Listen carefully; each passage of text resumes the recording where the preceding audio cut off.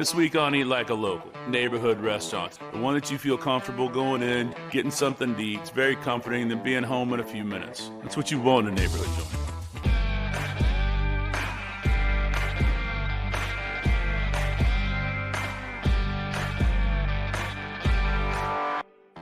So when I think of neighborhood restaurants, I don't think you can talk about an actual neighborhood restaurant until you talk about Coltivare. Been open 10 years, right on White Oak, in between Heights and Studemont. They've got a garden out back, so they're focusing on local and seasonal produce.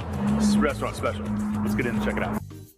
This is one of the busiest restaurants in this city. Then that is part of the neighborhood aspect of this restaurant. Yeah. We try not to turn anybody away. So you got 90 seats total, 50 inside, 40 outside, but you're in a garden. My partner and I, Morgan, walked down here, and what is now the Coltivare Garden was once just a flat piece of grass, and we both looked at it and we said garden at the same time. Is a driving force behind the restaurant and inspires me every day. For the guests to see that, they can sit in the garden and look through the menu and be like, there's a fig dish on the, look at that, there's figs right in front of me. To use the fig as the example, it enables me to say, hey, we have figs out here. They're gonna be growing everywhere in Houston. Yeah, they are. I gotta capture them from everybody who's selling the fig and then put them on the menu and bring it to our diners, and just to really highlight the season and what we're doing. And to me, that's what food is all about. But that is the challenge. Like, okay, we've done the figs this way this year and this way this year. How are we gonna do it next year? And you've done such a fantastic job with it. What are a couple of dishes that you just thought, man, this may not work, and it just... Our number one seller is our spaghetti, essentially a cacio e pepe, classic Roman dish. Tried to do it as aggressive and forceful and flavorful as possible, and I wasn't sure that was going to go over here. And now we sell 50 a night easy. On a Saturday night we'll sell over 100. Shocked by that one. Because there's a few dishes that have stayed on the menu for a long time. Yeah, and that is one of them. You know, we make our own pepperoni still to this day, 10 years in, and that goes on our pepperoni pizza. The pizza crust that we serve, we give it a nice slow rise. It's a 3-day-old crust by the time it hits the customer. And then you've got the chicken. That's always there. The chicken, we haven't changed that one yet. And I don't think you should. It is wood grilled, not smoky, but just a kiss of wood. But it's that charry almost. That char. You know what? It's awesome. Thank you. And we're hoping people will pair it with one of our seasonal sides and round out. It's an easy dish to share. The idea of sharing and community also came into a big part of what we do here. We want a four-top to come in and order, mix and match all kinds of things from all different spots on the menu, and everybody just share. Well, that's the best way to eat, right? I think so. This is a neighborhood restaurant. Absolutely. All behind us are homes. Well, a lot of people just walk on over. We have some customers who, they might get the takeout 3-4 times a week. And that's what a regular is. And that blows me away. I mean, that is what keeps our doors open. Because even on a busy night, if you don't have a reservation, the wait's never that long. You can come here anytime for anything, whether you're a businessman, a family, you're on a date. I want every plate to be amazing. Yeah. Our wine list, we want everyone to find a bottle of wine that they love, and they are interesting wines. And then the same with our cocktail program. Well, you were one of the first restaurants that I know of in Houston with such an amazing Amaro program. I love Amaros, and it's a great way to finish a meal. They're popular, and at the same time, I think unknown a little bit. So let's talk Amaro. It's a bittering liqueur that helps digest everything that you've just consumed. It's time right before dessert. Ask for their Amaro selection. Traditionally, these are the two that you're gonna find. Right? You're gonna find Fernet, you're gonna find Montenegro. But then you can get into the nerdy ones that are out there too, the ones that taste like blueberries or tea. There's so many different varietals. They come from so many different countries. Finding what you like and going without it is really important. Finding the temperature that you like it at. I like some that come right out of the wine cellar. I like some that come out of the refrigerator. I like some that come out of the freezer. So Fernet Branca, kind of a deep color, bitter, but delicious. Now the high wire is similar to the Fernet, but the base ingredient is tea. And then the Amaro Vesuvio, like I love this one. And then just some Montenegro, which is kind of just all around really pleasing because it has some residual sugar to it. Super caramely and fantastic. We just went and had a big lunch. I'm gonna be ready for dinner, maybe a nap. How does the menu evolve during seasons? I mean, how's that thought process? Let me say this very clearly. It's so easy to just keep it straight through. We could hit the easy button. Nobody here who works here wants to just do the same dishes over and over. They want to be challenged, but it does start with, say, me sitting in the garden, say, this dish is going out, figs are going out of season, what are we going to replace it with? And I might be sitting out there and the eggplant is thriving, and I say, okay, well, what can we do with eggplant? And I have a great gardener, the gentleman now who does it, Jeff, he used to be a cook. Yeah. He understands how I'm looking at it. Did you think when you were opening this restaurant that you would become a farmer too? Not in a million years. And I have a lot of help, and I'm certainly not out there doing it. Yeah, no, but you have to think like it though. I got to think like it, that's right. And that's a lot of fun. That's a lot of new avenues and a new way to think about food. You want to try a couple things? Yeah. What do we got? We have our Sun Gold tomatoes, which we grow some of these in the garden. We get others from Animal Farm. It's so good. And we just lightly dress them, extra virgin olive oil, shallots, and then around we have a cheese from Oro Bianco, which is in Blanco, Texas. That company, they're amazing. They brought in water buffalo from Italy and is awesome. My friend Otto has Magnol Bakery. That's his bread made to just swipe in there. Just simple and delicious. That's amazing. And then our cacio pepe, the standard. You know, this dish is on the Coltivare menu because my wife and I met in New York. So we would meet at this little Roman trattoria that was in between our two apartments. We ended up falling in love with this dish. Always wanted it on the menu when I became an executive chef. We use Italian noodles. We get the best parm that we can get in Houston. Seasoned aggressively. We put a lot of black peppercorn in there. There's only a few ingredients, right? So they all got to be great. It's what makes simple food so hard, but it's what makes simple food so great. Yeah. And I think it's perfect. And then I still love to eat it with my wife. All right, walk me through this. This is So one of our seasonal pizzas, this is the summer version. We have local squash and zucchini. We make a little basil, pesto de basil we grow here, and Parmesan cheese to finish. And then we use a smoked mozzarella on this one. Oh, man. That's so good. Delicate, delicious. You know, we do classic pizzas like tomato basil mozzarella. We do a pepperoni pizza, which we talked about. But things like this, just slightly different, a little bit fun, and seasonal. Well, I mean, when you look at that dough, it's pockets of happy. I feel like you've been doing this for about 10 years. Our wood grilled chicken, been on the menu since day one. Simple grilled, and then a little marinade. We make an Italian agrodolce where we add chili, so it does have some heat. And as it grills, the sugars in the agrodolce start to caramelize. So that's what we're trying to do. We're trying to get that char. Then to counterpoint of that spiciness and the sweetness, we're making pickled grapes. And then again, a little toasted pine nuts gives the dish some nuttiness, and really trying to let the chicken speak for itself. I mean, I am notorious for this one. If I'm dining here with somebody, my wife, anybody, I really don't care. It could be my mother, I don't care. When I see it, bam. I go for that crispiest. I go for the crispiest, that charry. That edge, and that is the best piece. I looked for a second and I was like, that one looks pretty good right there, but that right there is like one of the best chickens. Thank you. This is our peach crostata for the summer, but we always have some crostata on the menu. And you know, during springtime, it'll be strawberries. You know, during winter, we might use apples or pears.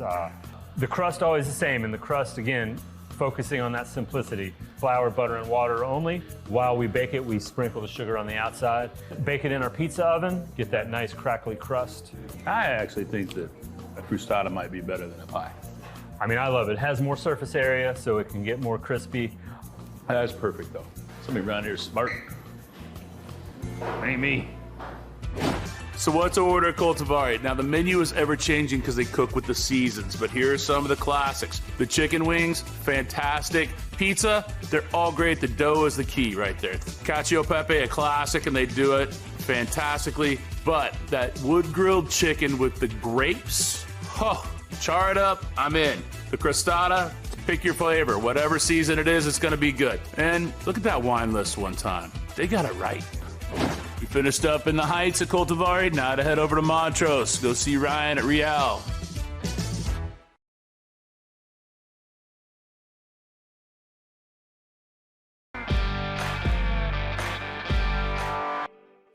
Today, we're at this beautiful little restaurant, Riel.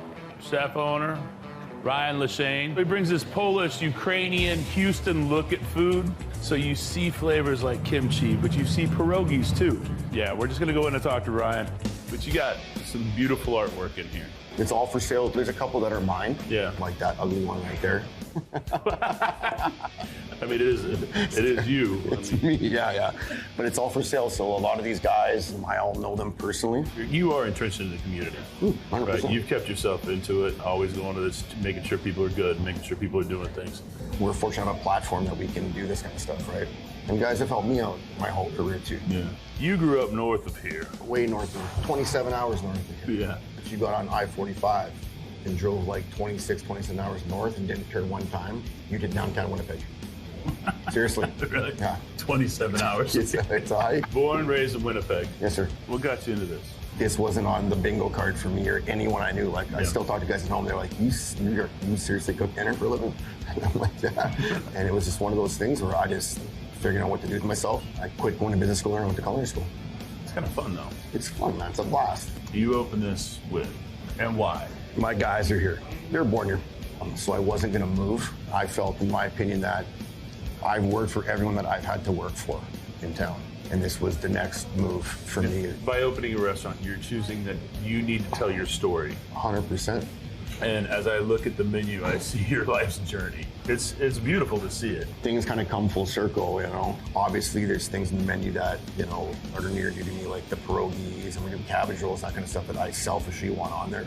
I don't think it's selfish. Selfish would be if it wasn't good. Yeah. And you did it. Yeah, and They're good. that's the part of it, right? It has to be good. Right. And Right. you're showing people where you came from. And I think that is important. It's important, but I still say it because there's these things like, you know. How many yeah, okay, yeah, that's what, like, what's the number one selling dish? The steak and pierogies, right? That's the number one selling dish. You figured out steak and potato. Figured out steak and potatoes, but put our own little deal on, right? And don't get me wrong, it wasn't cake. Because we have like pierogi day here. I think it's like Tuesdays or pierogi day, right? Like Everybody's poor Kat is back there just pumping pierogies like an old Ukrainian lady in the church basement. You know, just rolling them things out all day and hating my guts. But It's a ton of technique. there's a lot of technique that goes on with them. I make them sous vide the potatoes, so no starch leaves and no water gets in. I make them pass them a couple times so it's smooth, but it tastes like potato. Smart. There's a lot of iconic things on your menu. We call them the greatest hits now that have been around. Yeah. You know, like the cauliflower, Which is kimchi what? cauliflower. It's just we tempura cauliflower, but we brine the cauliflower for 6 hours every day before we start. Tempura batter, and then we make a kimchi hot sauce. It's like buffalo cauliflower, It's like buffalo cauliflower. but not. Right? I had it the You know what other I'm saying? night. It was delicious. I can't take it off. It's got to stay on. It's one thing that doesn't leave. That and the pierogies never leave. So the pierogies, the cauliflower, Obviously, the tater tots stay on now. They become kind of a thing. tater tot and caviar, Yeah. and then butter burgers. I mean, your menu's kind of comprised of a lot of things. It's kind of the story of who you are, where you came from, because you see the Canadian side of it, and the Ukrainian, Polish side, and then all of a sudden there's like this Houston influence that goes into it too. I feel we have to represent like us as a whole. Is it still on the menu, the collard green, turkey, fried yeah. cheese curd thing? Good. Oh man, it's so good. Yeah, good, and it works, right? What's the dish that you guys have on the menu you wish people would understand and order more of? Done so many, you know what it is, you think this is a banger, oh man, I'm gonna kill it. Everyone's like, what is this? And like, why are you gonna get this? What's the one that's on there right now that you truly love, that you know will stay because it's like, this is what I believe in? It's always the pierogies, Chris. If I'm hungry, I'll go get a bowl and I'll slow up 2 cabbage rolls and pierogies in there and sit in the milk cartons out back. That's my office, the milk cartons out back, and just shovel it in my face and then get to work. You know, that makes me happy. And so as far as like pastry program, My Sue does it, or we have like Keta back there. does that change a lot? Because you think got sticky toffee pudding on Sticky there, right? toffee's the only one that I've ever made that works out. And it looks like a crappy cupcake, right, with a bunch of stuff on it. That's why you put the flaw on there just to kind of hide it. So it's so awful looking, like aesthetically not pleasing. It's good. delicious. It's delicious, right?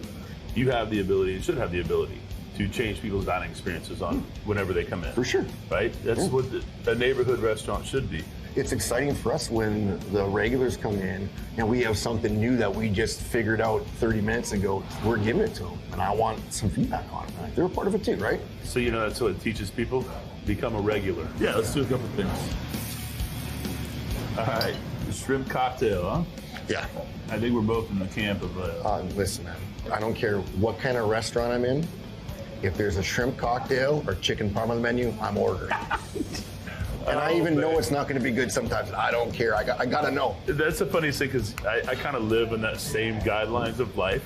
So unconventional. Unconventional. So we made like a cocktail sauce out of carrots and peppers.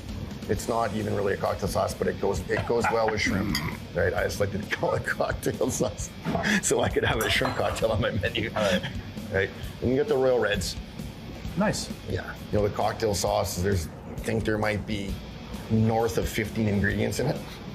It's mostly carrots, red peppers, a bunch of garlic that we fry off, palm sugar and vinegar. It's spicy. It's spicy. It's got some kick to it. Oh, that's amazing. That's delicious. And then you got, what is this? Honey walnut crawfish. So the take on the honey walnut shrimp. Same thing. Classic Chinese wedding dish, you know, crawfish. I love them. I've become a huge crawfish fan since I've lived here. We just kind of put our own twist and then jazzed it up a little bit and did a little crawfish. I mean, if you give me just a bowl of white rice and this, I'd be sitting in a corner. Yeah. Shovel it in your mouth. Just like, don't look at me right now. Yeah. I'm dogging.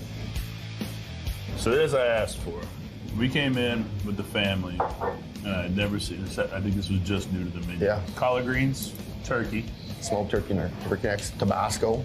fried cheese curds on top. Yeah, this is kind of a funny story too. You know, the homies at Blood Brothers there, they made this kind of like Tabasco butter, forgot to use it in one of their dishes. So, you know, Robbie calls me, can you use it? And I'm like, yeah. You know, my sous chef Anitra, she wanted to do something like cream spinach and that. And I'm like, let's do it with collards. And can you do that? And she's like, yeah. And she did it. She banged it out. But I'm like, it needs some texture to it, right? And that's like, and like I said, it's one of those things that fell into place because we had the cheese curds like in-house that someone brought for me from Wisconsin. And that's what happened. It's very comforting, right? And it's very Middle of summer, middle of winter, fall, spring, whatever. Because you know what's growing around here? Collard greens. Always. Always. You guys crushed that. Man, come on. So this is the pierogi. Yeah, there's some like I grew up eating, you know, potato and cheddar pierogies. We poach them off in 50-50 butter water and then just throw them on the plancha and get a little bit of texture to them. It is the best pierogi I've had. I'm glad that you choose to do these. And then the butter burgers on a Keith Krieger plate. You know, we do the highbrow, lowbrow stuff here, Chris. Yeah. That plate's probably more expensive than those burgers are. I love Keith. I do too. You got to sell like 4 orders of these. You have to pay up on that place, yeah. This is just a northern, like Wisconsin. Does this get into Canada? There's a place called Salisbury House. It's only in Winnipeg, and they have a burger like this up there. So this, when you say butter burgers, this is... Squeeze it. Yeah, it's there. So toast on the plancha, butter, a dab of butter on the bottom, a dab of butter on top. I mean, come on. For little hammers, no ketchup, no mustard, no mayonnaise, onion, cheese, meat, butter. Yeah, that's it. I want 2 of them. Sometimes 3. Oh, glad I live in the neighborhood. Me too. Big fan of it. Me too. What to order at Riel? Here we go. Caviar tots, yes. Crispy, salty, I'm in. The pierogies, they have truffle ones, they have regular ones. The butter burgers, big fan. The maple pork loin, anything Ryan touches with maple syrup, pretty tasty. The creamed collard greens, whoever came up with that needs a high five. They are great. For dessert, get that sticky toffee pudding. It's got that shaved frozen flaw on it. It's nice. Riel's delicious. Now let's head it over to Little Ray's. Have some tacos, quesadillas.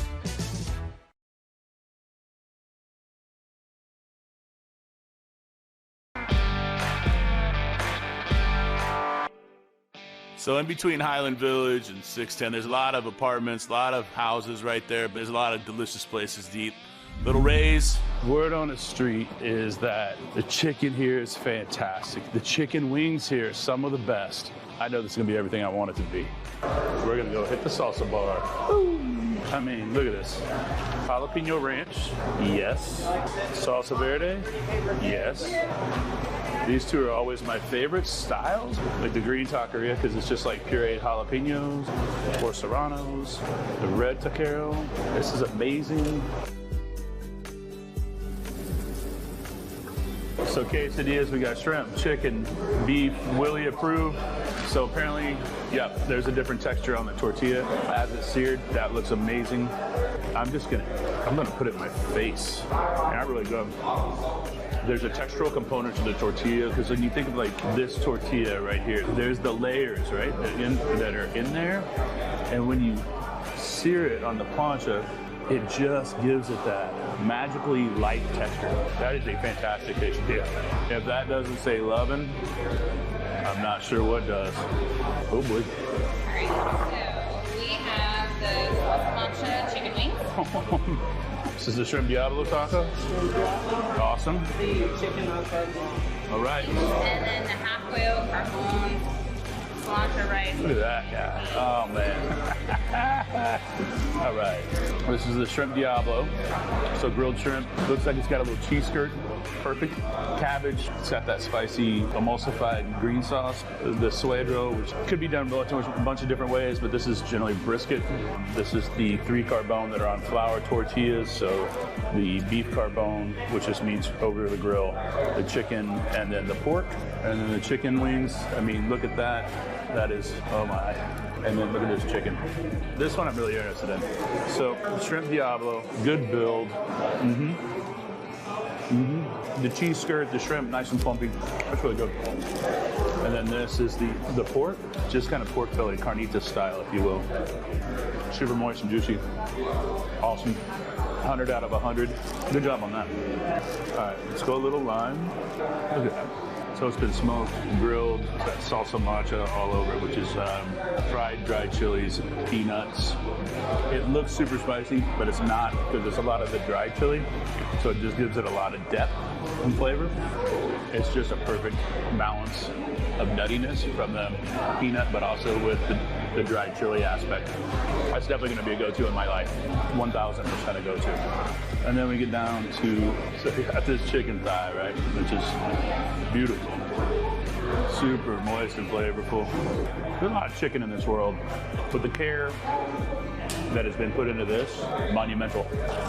That's very good. Now let me eat some. See you in a minute. Look at that. Good for an ice cream. Thank you very much. Little Ray's. Everything about it was fantastic. Absolutely fantastic. And then this is the Little Ray's Sundae.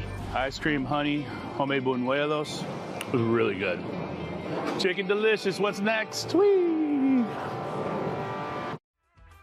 Other neighborhood joints, No-Nos, it's right on Richmond. Bar Bludorn, new on the lineup. Features Barbecue on Long Point, and then down on Bel Air, Dandelion Cafe. They locked it. Enrique, quit breaking things. Like when you bake, like you have to do math. Like, who does math? Math's fake in my opinion. Word to the wise, which I'm not. Let it set for a minute. Cool down.